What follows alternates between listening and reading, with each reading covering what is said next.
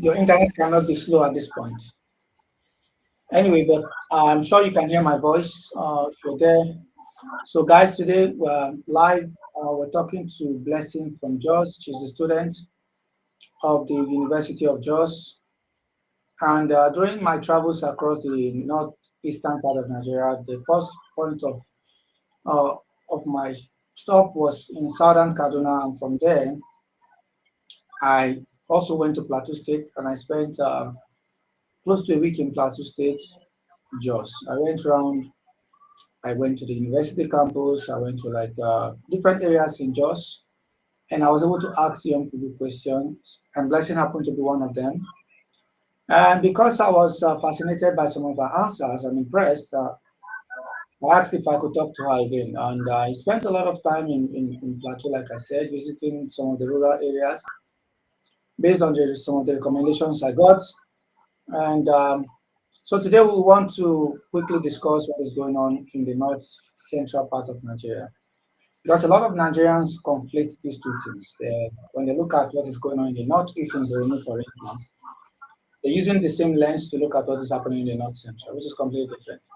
What is happening in Damboa in Borno is different from what is happening in Jos, in Plateau State, which is in north central. So, Blessing, can you tell us a bit about yourself? And yeah, are you excited to be live with us here? Go ahead.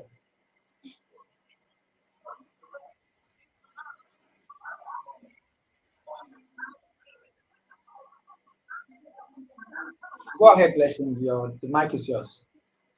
I think there's some sort of delay, but if you can hear me. Okay, good evening all.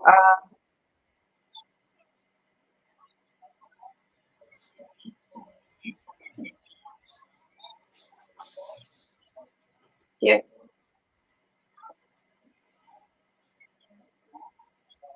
Go on, Blessing. We're hearing you. Whether there's a delay or not, you can continue. We want to hear what you have to say. okay. Good evening. Okay, here in Plateau State, there have been recently in a state of security unrest, whereby people and residents can't actually stay at peace or can't actually sleep peacefully without having thoughts of bandits raiding their compounds or communities. Okay, in the Jos South region, during in Bokos local government to be precise, there was that was the beginning of the whole Trump coming incident. So we have cases whereby communities communities are being raided by Fulani terrorists, and then they are having mass murder of Christians in such areas. So here it is considered a kind of Christian mother like that. Yeah, so I mean, I think the internet is a bit stable now. So I was going to ask you about the situation in the north central, particularly in Plateau State, where you come from. So you're saying that recently we've also started seeing the resurgence of banditry, Fulani headsmen, as they call, and so as some of them say, attacking and raiding some villages and raiding homes. Why are they doing it? Why are these guys raiding homes and destroying villages? Okay. Their reasons aren't particularly known to residents and community members. So as far as the residents are concerned, their thoughts are that the Fulani headsmen are raiding their communities in a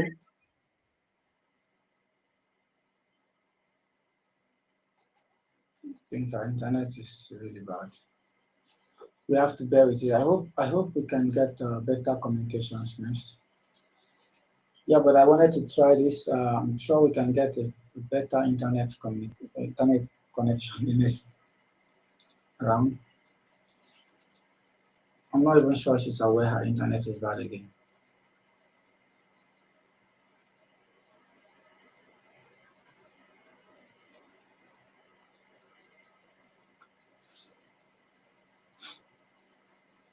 Anyways, So there was a recent event that happened in Jos where a particular village was targeted, and there was, I think it happened in one of the mining around that Jos area.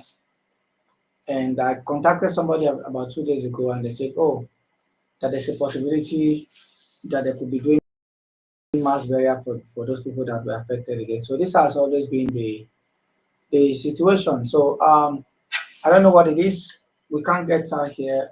Let me see whether I can call her directly. Maybe that will work. I don't even think it will work because the internet there is completely useless at this point. It's completely down.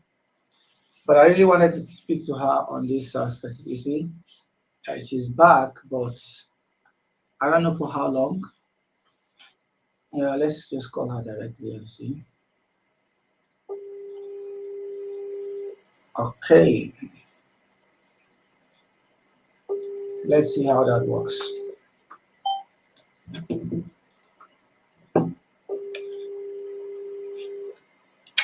Bluetooth mode.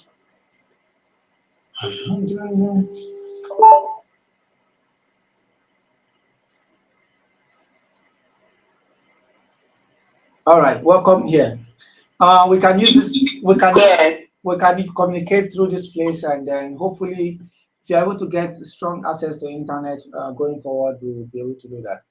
Or better still, we can spend 10 minutes here, and I can invite you directly on my TikTok, so we can continue the conversation. But before you leave, I wanted to call you here so you can give us some of the updates. You said that there was another attack on communities in and around Plateau State. Where did this happen? There have been alleged attacks in other communities in Plateau State. People are saying it's part of the whole insecurity problems here in Nigeria. So that's what they're saying, that it is suspected that these bandits or the who are attacking such communities here in different parts of the state are just after ransom and mostly money. So it's either they will either pay ransom or they will kill the hostage. Okay. So it's not actually considered. Yeah. So I'm trying to. I don't know. Related. Yeah. So I was trying to play a video of yours, that I have and that I just posted. So in that conversation you and I had, you said that the Fulanis are not particularly Muslims. Let me play the video. Just hold on. I'll play the video, then I want your reaction to that video. So I'm going to play the video now if you're there. So listen to the video, and then let's hear your reaction.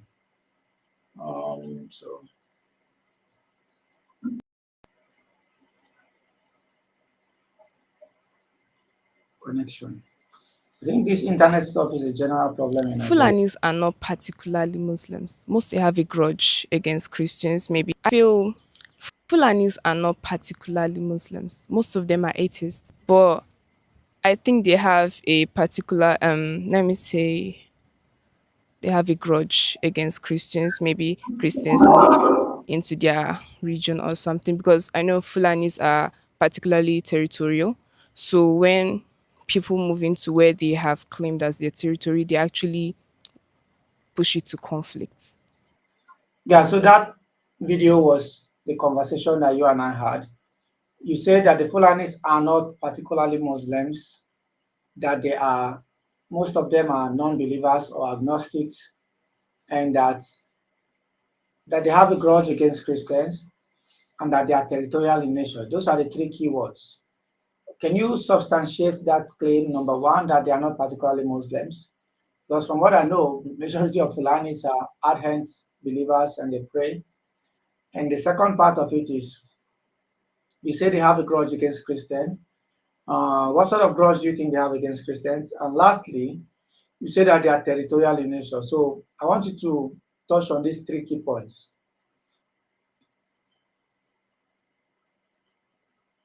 Are you there?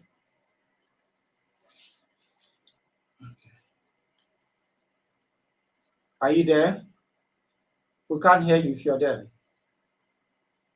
You have to unmute yourself so you can speak because we can't hear you. Blessing. Blessing, if you're there and you can hear me, you have to. Yes, okay. The grudge between the Fulani and the Christians in such regions is mostly due to land.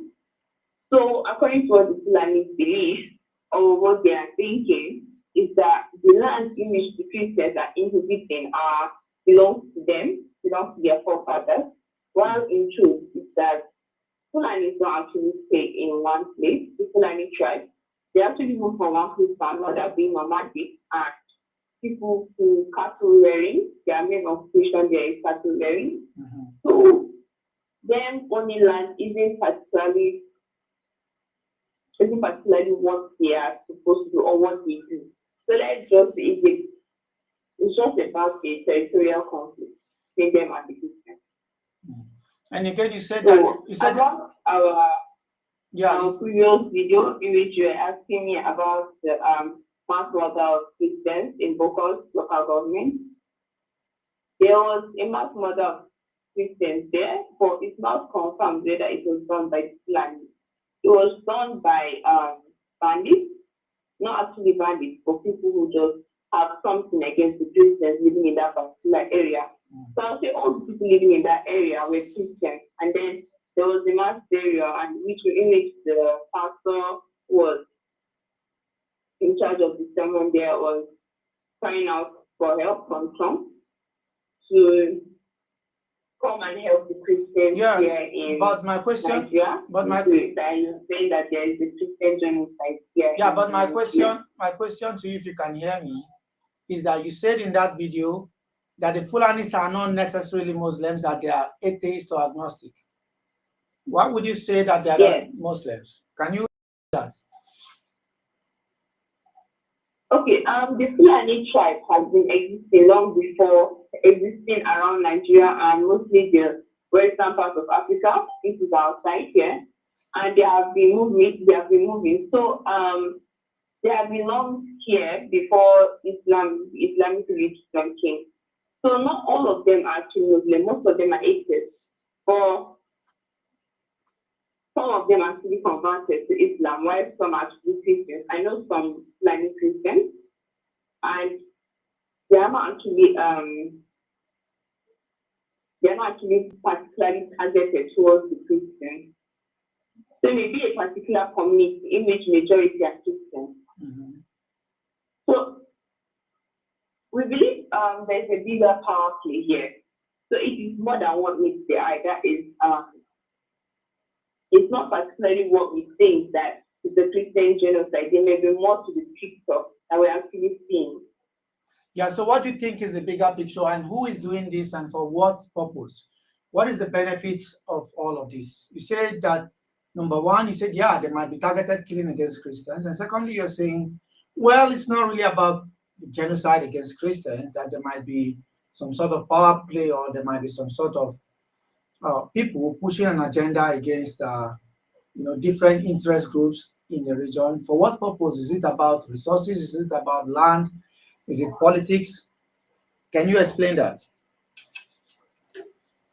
For one, the agenda isn't actually known to anyone because they have been given let me put like this mixed signals on what their main mission is or what their main aim is.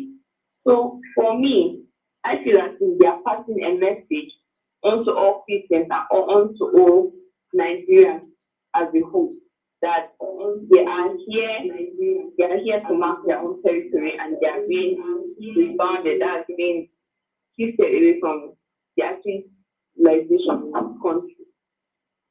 So I feel that they are being headed by a more powerful person, because there's no way such nomadic or such let me not use an offensive word, but something Brazilian can organize themselves and actually attack a particular community with one aim.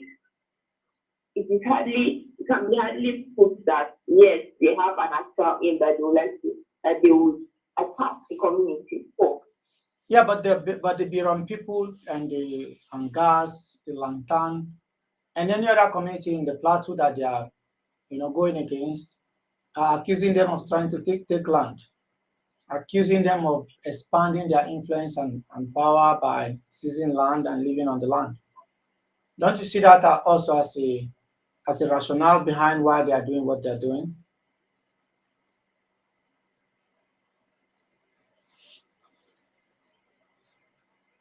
Are you there?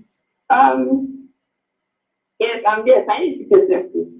Yeah, so the local tribes in Plateau State are accusing the Fulanis of an attempt to grab land, an attempt to seize what the local tribe, for instance, the Biron people or the Magavu, the Lantan, like the people from Bokos and Barkin Ladi and all these people believe that these are their ancestral lands. They believe that the Fulanis are trying to seize those lands and expand their influence and power.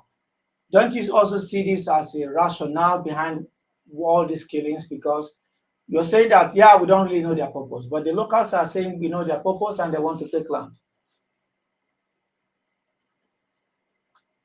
Yes, even in other local governments, especially in Haipam, that's near Airport Road, which is at the very it's border town between So I think it's under. So is they have that actually been is that under complained. Is that under Barkin Ladi?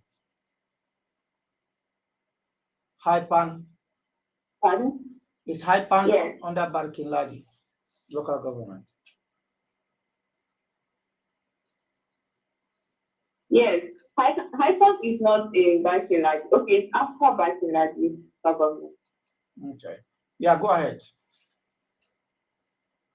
So yes, there have been complaints around the Haipam government that there have been killing and kidnapping or then even attacking of residents living in such areas because such areas is a very desolate place. So there have been many attacks on them because they are helpless. For one, they are helpless and they have little to no security there. So I really feel if the bandits were to attack a particular area, they won't attack people who are helpless and can't even actually cater for their day-to-day needs. Mm-hmm. Yeah, so there are ransom. Mm-hmm. So you believe that they are doing this because these are rural communities and the people there don't have enough in terms of security to help them, and this is why they are organizing. The criminals are organizing themselves to do that. Yes. Mm. I would say they just want to cause a security unrest, especially now which is in the festive period.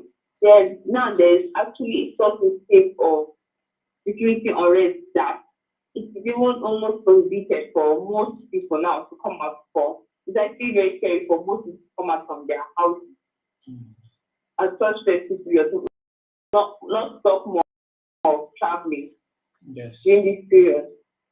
Yeah, absolutely. Thank you so much for joining this section. We will continue this conversation on my TikTok. I think your internet is a bit better now. It has stabilized a bit, so I'll try to invite you to the side. Thank you.